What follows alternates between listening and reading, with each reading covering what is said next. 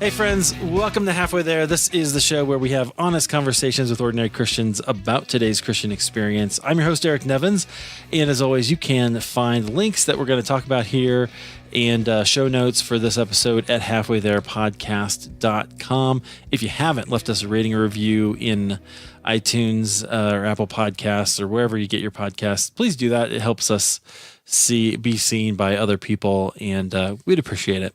Hey, today we have a really great guest. She is a writer and an entrepreneur, so she resonates with my heart a lot. I can't wait to hear more of her story. We have Tracy Higley. Tracy, welcome to Halfway There.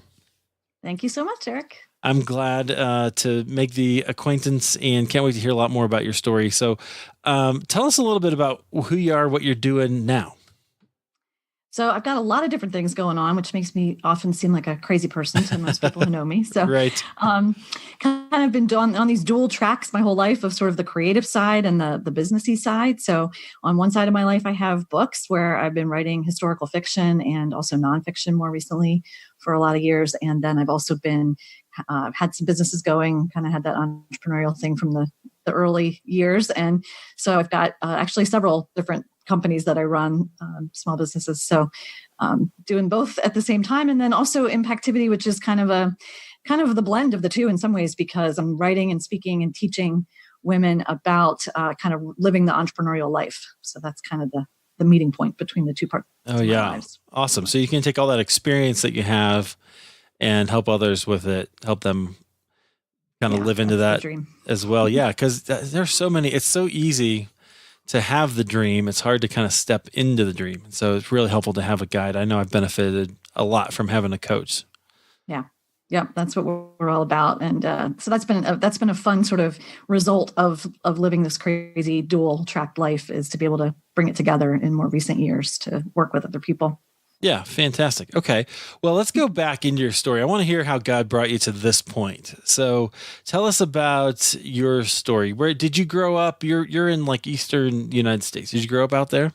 Yes. Grew up in Pennsylvania. Yep. Grew up in a Christian family with, family members who were missionaries and pastors and, just kind of that great spiritual heritage that was always in place in my life, and great parents that pointed me to God from an early age. So that's kind of always been part of my story for sure.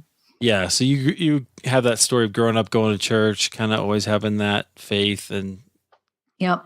Yeah. From an early age, my mom tells me that I trusted Christ when I was 3, which to me seems crazy, but I've had 3-year-olds. They don't know what they're doing. So I'm not sure exactly where that point came, but somewhere in those years for sure.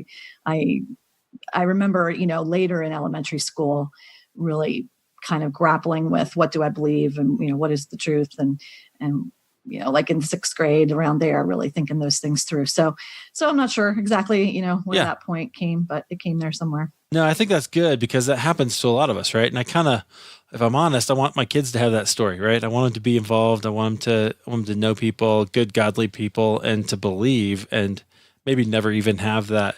They may have a later experience where it becomes their own. It sounds like that happened for you in 6th grade. Yeah, it's funny. I was thinking about it actually even today, because I knew you were going to ask me that question. So I was thinking when I really try to think back, what do I see as sort of the point where, it became real to me? And there were actually a couple of things in my head that popped into my head as early experiences. And I think one was 5th grade and one was 6th grade. So one of them was a passage in scripture that I remember being taught in Sunday school, and it just kind of jumping off the page and becoming really alive to me at that time. And that was in 5th grade. And then in 6th grade, I can remember I went to a Christian school, and I remember the song that we sang for our 6th grade graduation and the words of that. And I remember singing that at that ceremony and like really meaning it, and knowing that I really meant it. And the song was the hymn, "Take My Life and Let It Be Consecrated, Lord, to Thee." Yeah. And so to have that vivid, and the passage in 5th grade that I was remembering was Romans 12:1 and 2, which was kind of the same sort of a theme of, offering my life as a sacrifice. And so I think between those two memories, I can pretty, vividly say that at that time in my life, I really was ready to turn my own life, to really surrender to whatever God had for me. Yeah, I love that. Okay, so but then you had to learn, and so you were in middle school, and so you kind of grow, and life happens. So how did you learn? Like, what were some of the pivotal moments as you were learning what this faith life meant?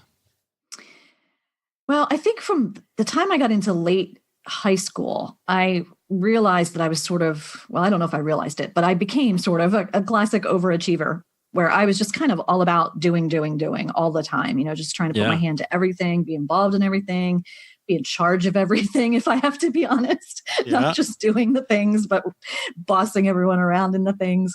But part of all of that for me, was the beginning, I think, of a journey of like, what does God really want from us? And what does he look at with favor? Is like how much of this Christian life is really performance based, I think has mm, been one of the themes of my spiritual growth of wrestling with that, trying to figure out how that all plays out. yeah.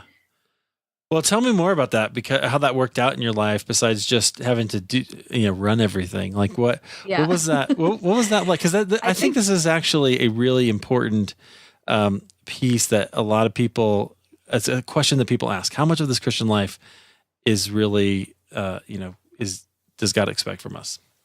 Yeah, I think, it's not just the Christian life. I mean, that's kind of a blanket statement, but even, digging deeper a little bit into that, I think it's, how much of my own sanctification, if we want to put that big word on it, but my own becoming like Jesus is on me and how much is on God. And, just that whole, even we can go bigger to sovereignty and free will and, all the Yeah, huge questions we could get into, which we won't. But I think, my journey, I can see it as sort of this like rising action and falling action. It's probably my fiction writing yeah, background coming in there, but kind of these years and years of just trying to achieve and perform and succeed and accomplish and going up, up, up, up, up until I hit a point that was unsustainable and burned out, workaholic, health not doing well, relationships not doing well, mental health not in a good place. And so even though I just kind of described that as a rising action and hitting this point, it was more like a bottoming out, truthfully. And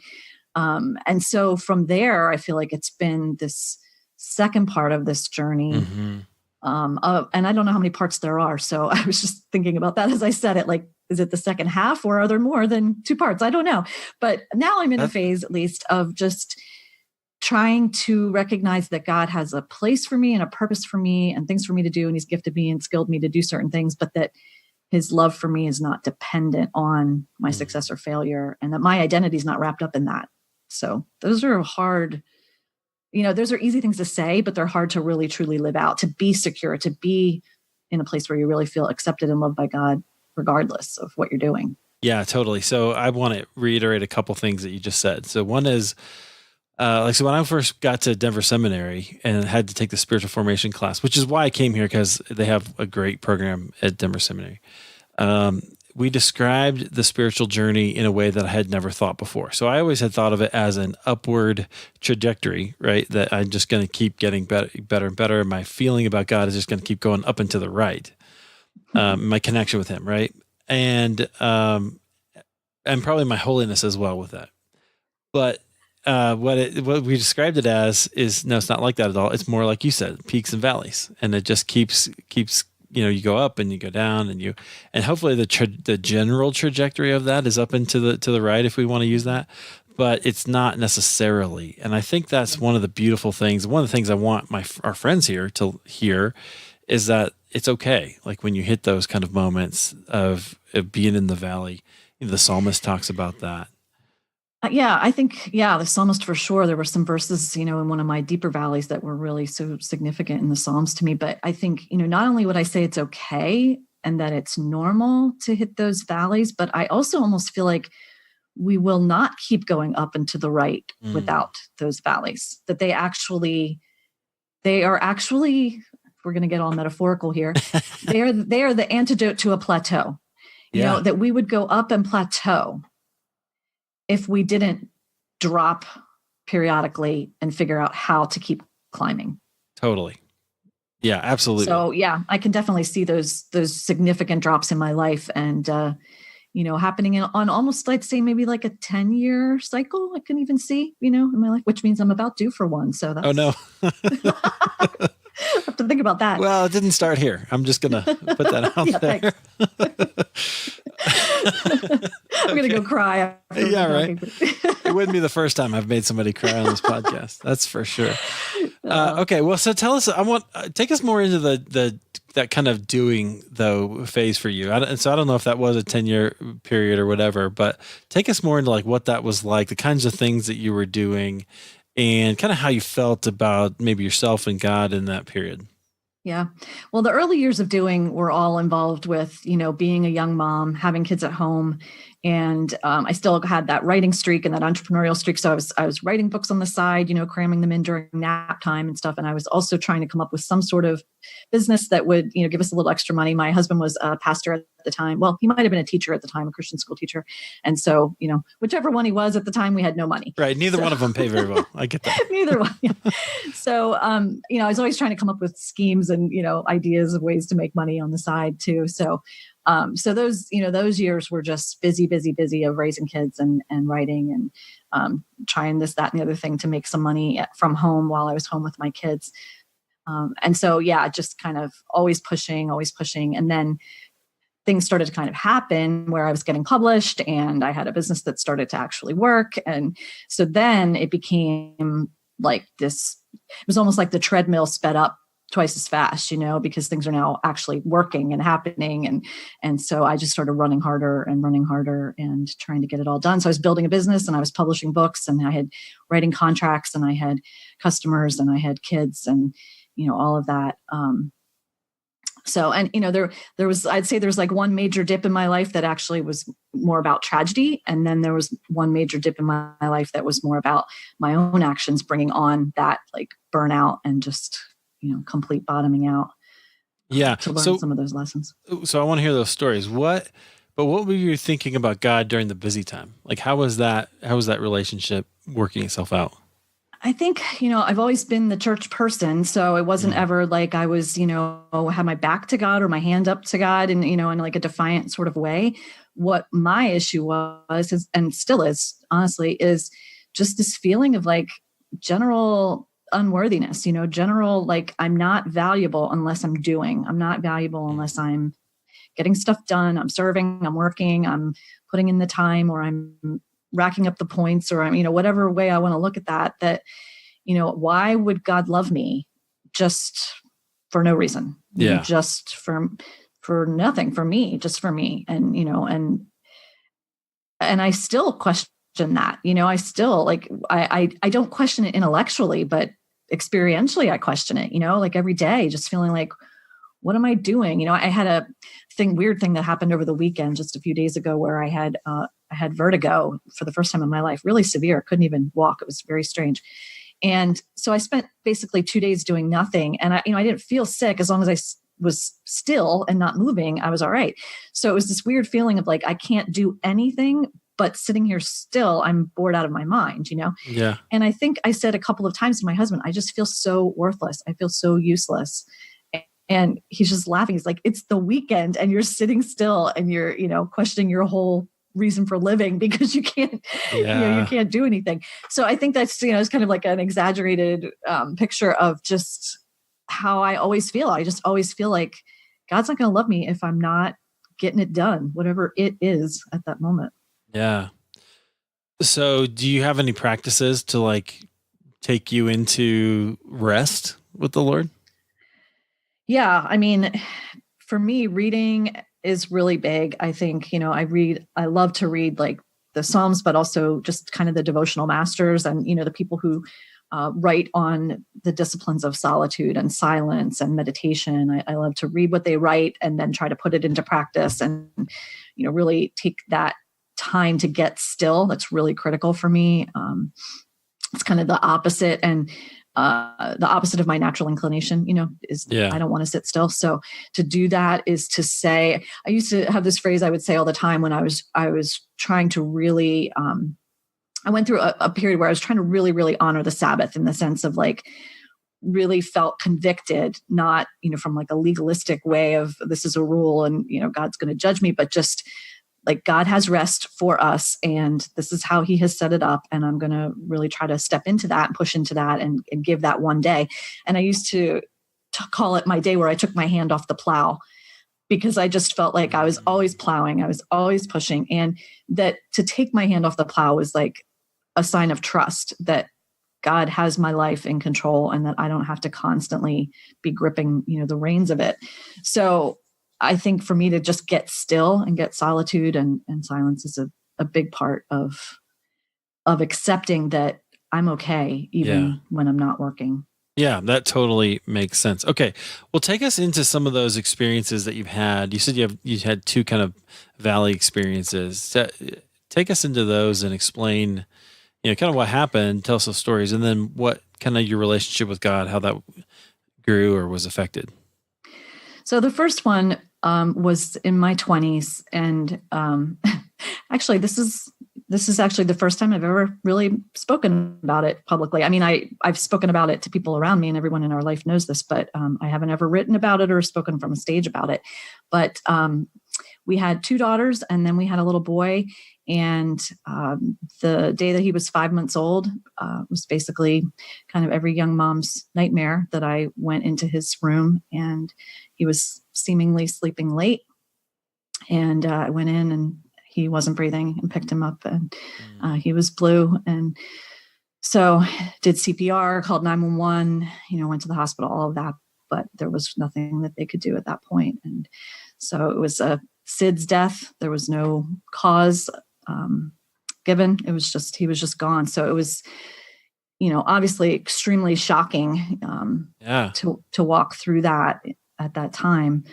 I had wanted a little boy for, a long time. And it just, it was very, it just throws you in a way that you really can't ever prepare yourself for, as much as young parents worry about that, you really aren't ever prepared for that. Right. So, so that was obviously, just a really difficult time to walk through. And it kind of did set all of me aside, like who am I anymore if the things that I've done to be a good person have obviously not spared me from this. So, the things that I do in my everyday, I can't do because I can't function right now, So it sort of was like this identity rocking kind of a thing, I think, in a lot of ways. Yeah. And it wasn't so much faith shattering to me in that time, because I really felt like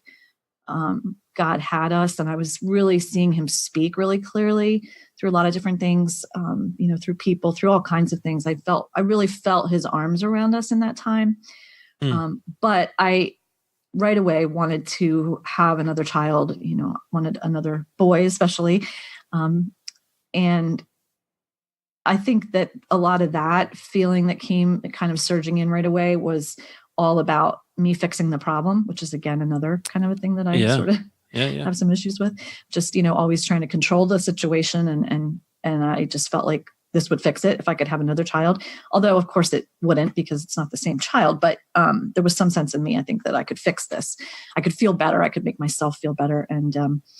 And so we tried, but it wasn't happening for a while, for more than a year, which wasn't typical for us. And so I struggled through that. And then I finally did get pregnant. And when I was about 3 months pregnant, found out that the pregnancy was ectopic.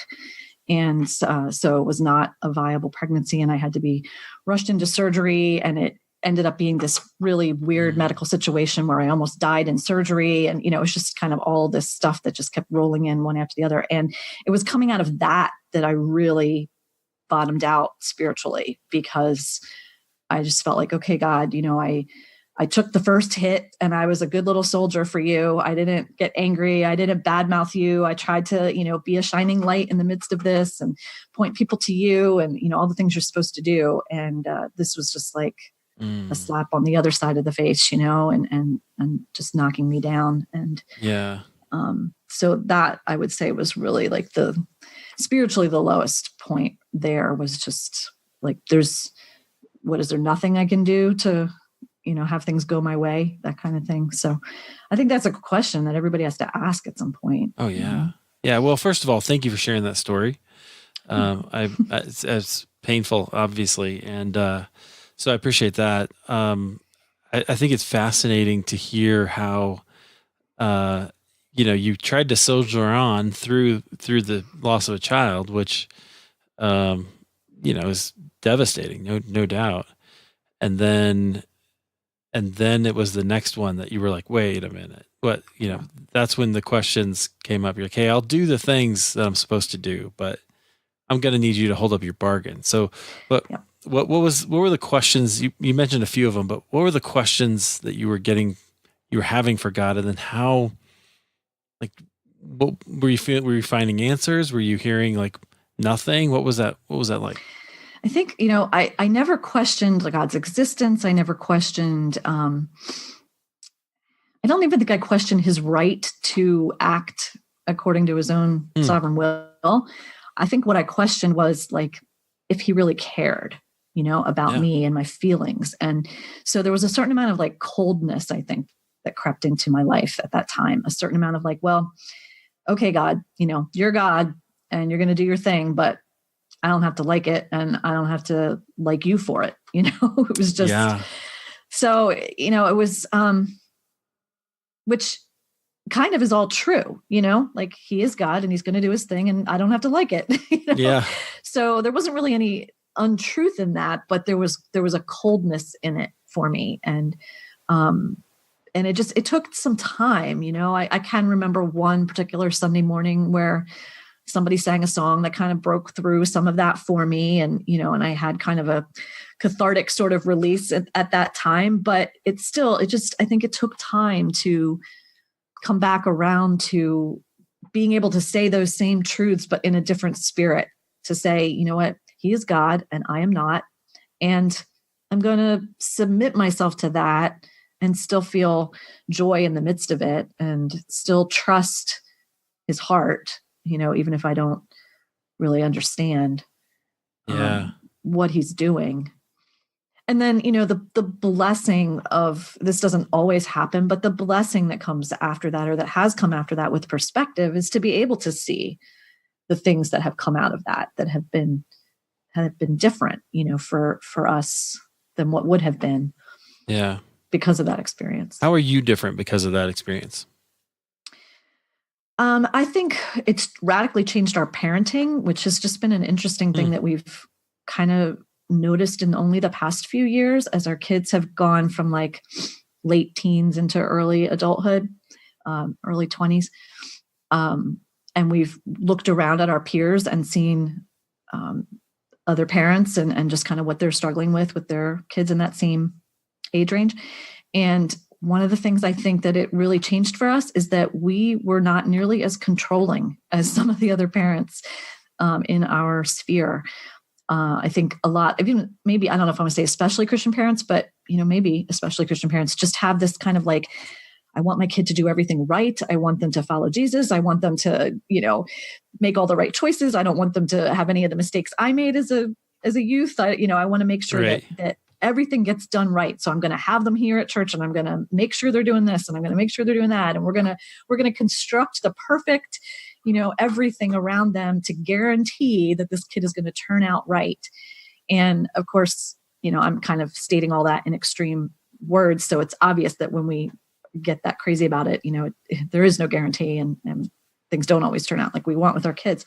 But anyway, I think that I found that we somehow, not somehow, I know how, early on learned that our kids belong to God and that we did not have the ultimate say over their lives. And, it's pretty impossible not to learn that lesson when your child is taken from you. So we learned that these are not our kids. They're entrusted to us. But God ultimately holds their lives in his hands. And so we don't have to grip quite so tightly. Yeah. So I think it's had an impact on our kids. Totally. So interesting. So one thing you learned was to surrender your children to the Lord. My wife and I had this conversation just last night. We were talking about so our kids. We have a driver now. She's 16, and then we have a high school or a freshman, and so they drive up to youth group now. Don't have to take them. It's the best. Yes, isn't it the best? So they go up, And I said to him beforehand, I said, hey, I want you to be home by, it gets over at 8:30. I said, be home by 8:45 or so. We're only 2 minutes away. And my wife's like, why? What is that about? And I said, oh, okay, 9, whatever. It's fine. You can hang out with your friends, but you got homework to do, get home. And so later we had this conversation. She's like, hey, I never had curfews when I was a kid because my parents trusted me. And I think we should trust our kids too. And what a gift that is to them, to be able to just let them kind of do their own thing or make their own mistakes and kind of be there. The other thing is, as you were speaking, I was thinking, man, we try to set these worlds that are perfect for our kids. The problem is if you don't have any kind of suffering or the suffering of consequences of your behavior, like even if when you're younger, there's much less, hopefully, than when they're bigger, like you don't grow, you don't develop. And so your kids need to kind of make some mistakes. Hopefully they make the small ones and learn some responsibility as they're getting older.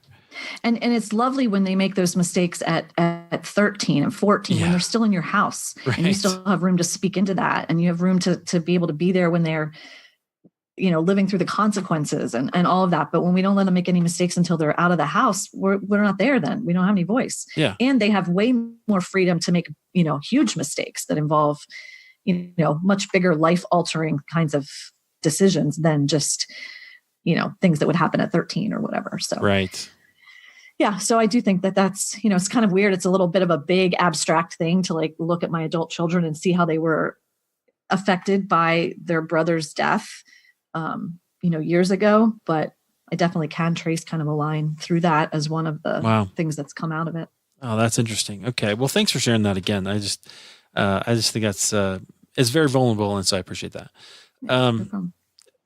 So take us from there. Like what else did you learn? You said you had another kind of valley experience. We can go there. Yeah. So maybe like 9 or so years later, again, I was back into the writing and the entrepreneurialism and all of that. And the business was growing and the books were selling and, everything was clicking along really well, except, I couldn't do it all. And at that point, again, I bottomed out. I was so burned out.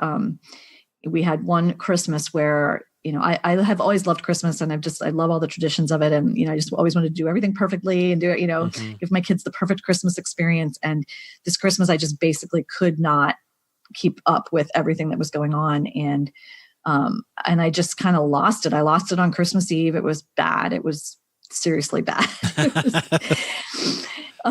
So yeah, there was the moment on Christmas Eve where we left church, the Christmas Eve service. My husband took my kids to Wendy's for chicken nuggets because we had no food. Oh, wow. And I went across the street to the gas station mini mart to buy all of their stocking stuffers to put in their stocking that night because I had not yet gotten that done. And just, the weeping and it was bad.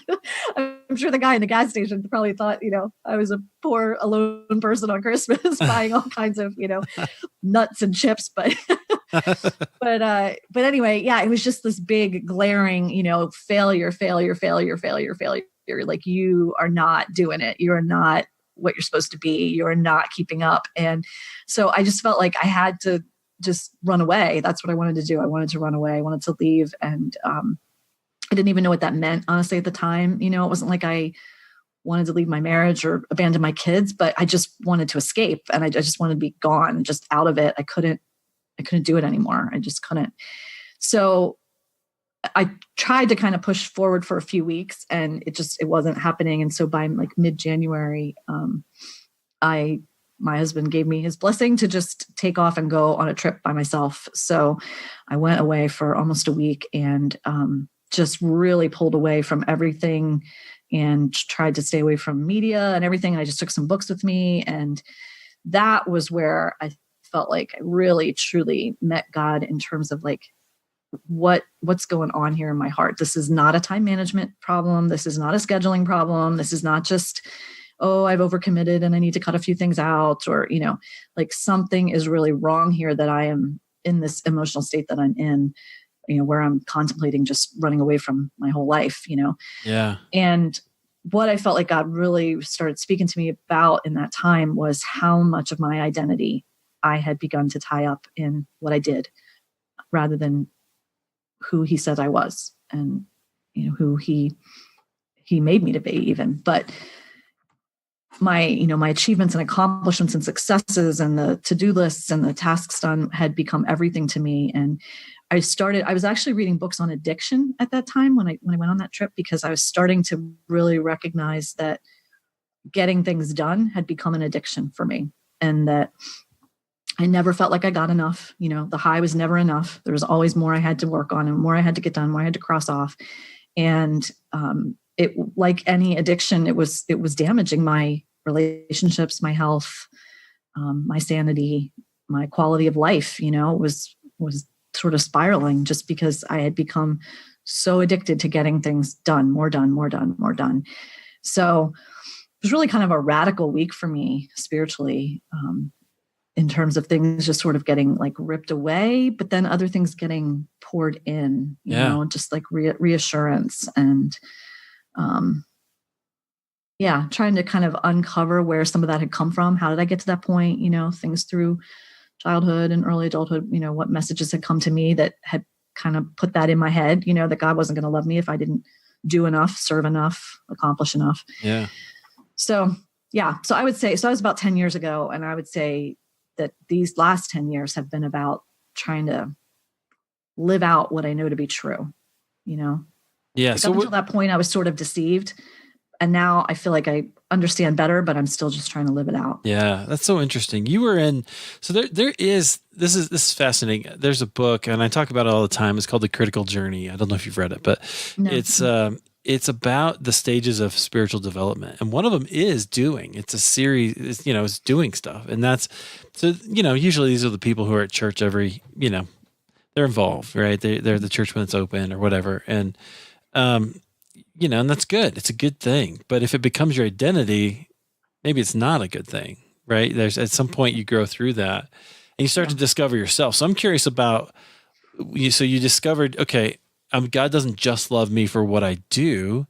What did he say to you, or how did you discover kind of who you were apart from that? I think I had to sit for a while in just the nothing, like I was an obsessive list maker. And a lot of that has come back into my life in a healthier way. But at the time I just, had lists of lists, and it was insane. And I took all of them with me. I had printed them all out when I went on this trip, and I felt like God was telling me to just throw them away, like with no record of them, delete, gone, nothing. And that whatever was really, truly important, that he would bring it back to mind.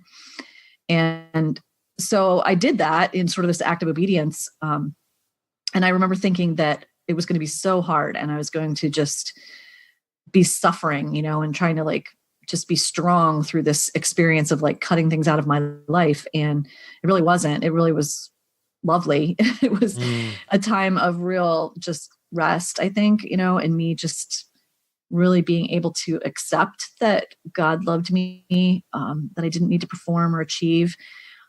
And so I feel like there was, I don't know, I can't really put a time on it, but maybe there was a year or two of just really kind of settling into that. And then trying to ask myself the questions of, okay, this is true. This is the foundational truth that I believe about who I am and my identity, and what Christ has done for me and what that means. But now what? I know that he's given me certain gifts and experiences and skills and talents and a heart for certain people and certain things. And so how can I go forward in freedom and just use those things in a way that brings me joy, brings him joy, builds a kingdom, is not earning me anything. It's not earning me points, or his favor, but it's just how he wants me to sort of partner with him in building the kingdom. What does that look like? Yeah, it's being you. Me being me. Yeah. Yeah.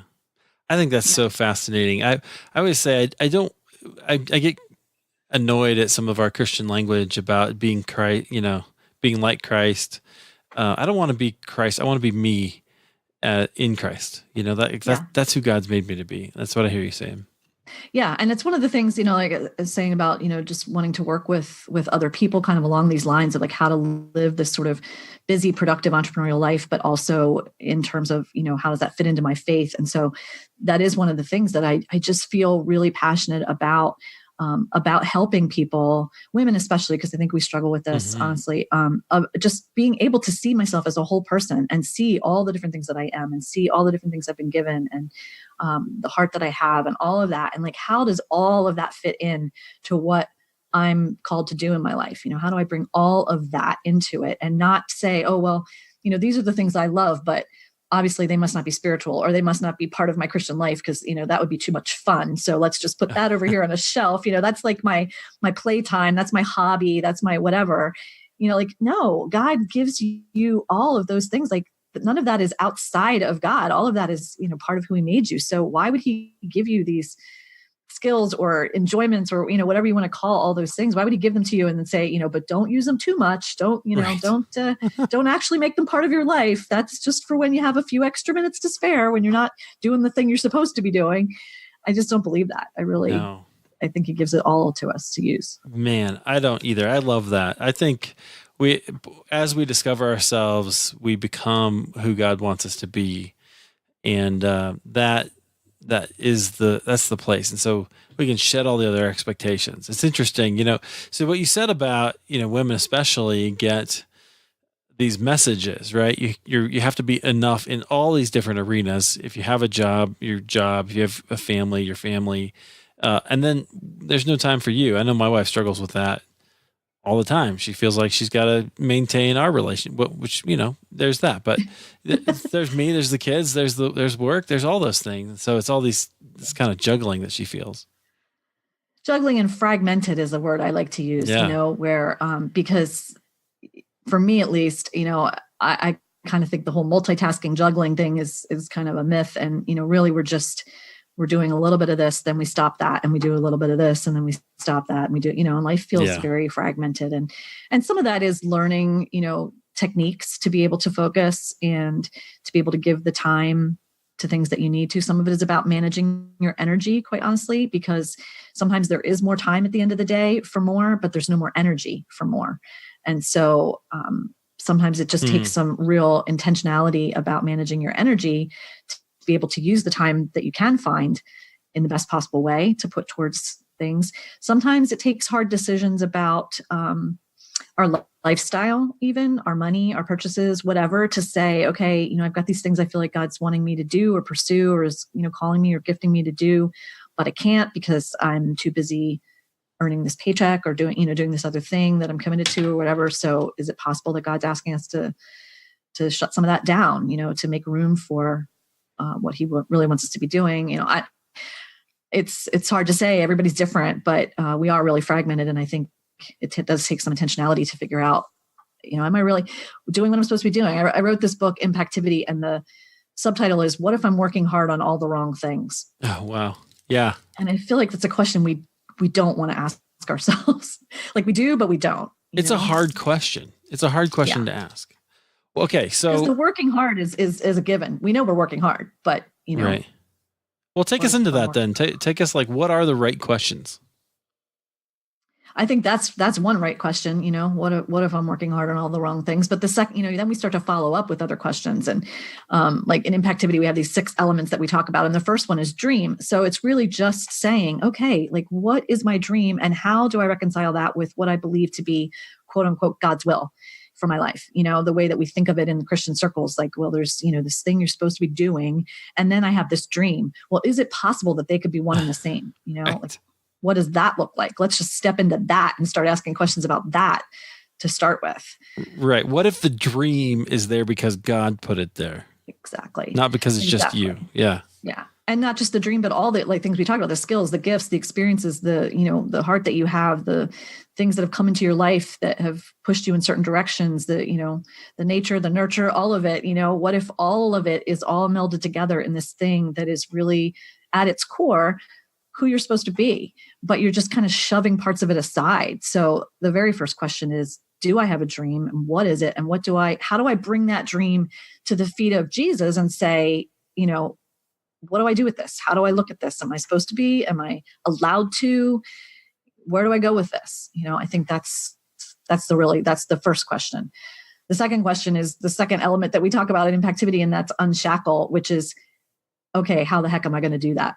Like once we kind of outline this dream, it's like, well, that sounds great, but like, in what time, in what space am I going to put that in my life? So getting free to be able to pursue the things that God is pulling you towards, that's, I think, the next step.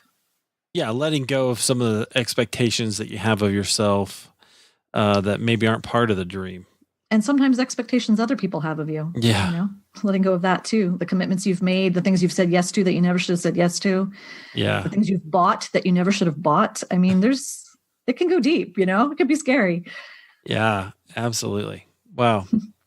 I find that really powerful. And it's huge though, once you understand yourself, right? And you understand what that, you get a little glimpse of that dream. You start to have different criteria about what's in, what's out.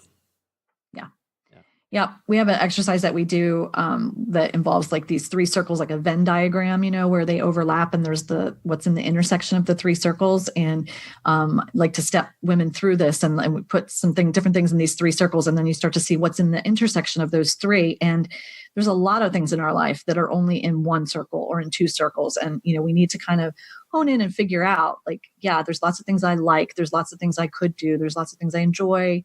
Responsibilities, all of that, they're all kind of fragmenting and circling around, but there is this nucleus that kind of hits all the different points of me. And, in that center, I think is where we find what I call the dream, but what I mean is just the thing God's given you to do, whatever that is. Yeah. Yeah. That's fantastic. Okay. Well, so I love all of that. Friends, you can find links to everything that we talked about in Tracy's website, Impactivity, at halfwaytherepodcast.com on the show notes for this particular episode. Tracy, anything else you want to leave us with as we wrap up here? Well, first, I guess I would just say, I would love to have people come join. We've got a podcast, Impactivity. So obviously, your listeners are podcast listeners. So we'd love to have them join us too, especially Christian women who are really kind of trying to figure out the whole entrepreneurial life or business life, how that all works for them. Come and join us. We talk about all kinds of good topics, and we've got lots of resources and stuff too. That would be one thing I would say. But secondly, I think just as kind of a closing thought, one of the things I'm really passionate about is not seeing people stuck where they are. And I think this is something that is really easy to have happen, because life is busy, because we don't want to ask the hard questions, because we don't get time and space to really think and process. We just kind of keep going on as per usual, just status quo, just maintain, keep your head down kind of thing. And I just really believe that God has so much more for us, that this abundant life thing is for real and, it's available, and it's not about my own fulfillment, my own happiness, whatever. It's about partnering with God to do whatever he has for us to do. So I think the thing I'm passionate about is telling people, just please don't stay stuck. Please don't stay where you are. Please take whatever steps you need to take to push into what God has next for you. I love that. Friends, get unstuck. You don't have to stay where you are. And especially if you have that little feeling in the pit of your stomach or the back of your mind that, maybe I'd like something else. There's an uneasiness there. You guys all know what that's like. You've been there. If you're having that now, go out, do something today to help yourself take that seriously, because you need to. And so you can go to Tracy's website. She's got this course. You can check that out. We talked about 2 questions. You said there's 6 questions, so you can figure out what those other questions are. Go through all of that and find out what it is God might be planting into your heart to actually step into. It's huge. It's huge. And I think you'll be happier. I really, really do. So Tracy, it's been fun. I appreciate your vulnerability again, but I just love this conversation. It's been really, really fun. So thanks for being here. Thank you. Really glad to be here. Thanks, Sam.